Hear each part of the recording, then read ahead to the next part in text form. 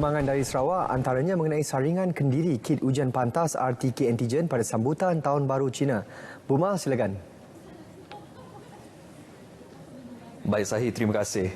Lakukan saringan kendiri kit ujian pantas RTK antigen sebelum berjumpa ahli keluarga dan sahabat andai. Itu antara peringatan yang dikongsikan oleh Timbalan Ketua Menteri Datuk Seri Dr. Sim Kui Hian dalam akaun Telegram beliau bersempena sambutan Tahun Baru Cina yang bakal disambut Selasa depan. Datuk Seri Dr. Sim berkata pastikan juga tetamu yang datang berkunjung telah melakukan saringan kendiri tersebut bagi mengelak penularan COVID-19. Selain itu, beliau menasihatkan orang ramai untuk lebih selektif dan merekodkan senarai nama tetamu jika menjadi tuan rumah untuk kunjungan Tahun Baharu Cina. Dalam pada itu, orang ramai diingatkan untuk tidak berjumpa atau berkunjung jika tidak sihat walaupun dengan simptom yang ringan atau telah diuji negatif kerana keputusan berkenaan berkemungkinan keputusan yang salah. Datuk Seri Sim turut mengingatkan orang ramai agar mengutamakan sistem pengudaraan yang baik dengan sentiasa membuka pintu dan tingkap semasa menerima kunjungan tetamu. Tuan rumah juga diingatkan untuk melakukan sanitasi selepas majlis selesai.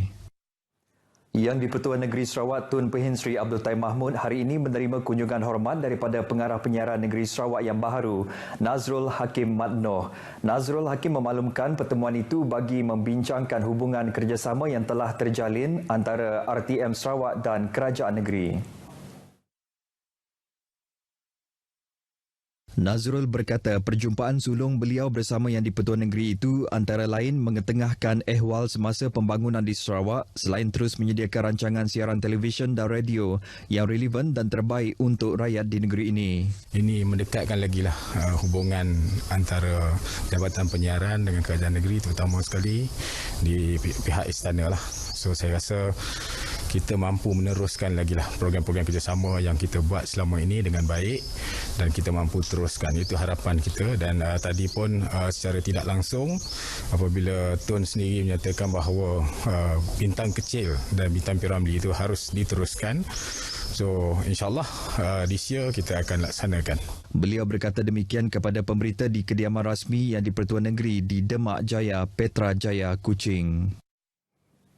Pembangunan infrastruktur seperti sekolah yang dikategori sebagai daif terus dititikberatkan. Ahli Parlimen Sibuti Lukan Isman Awang Sauni berkata, ia bagi memastikan warga sekolah menikmati suasana pembelajaran yang kondusif.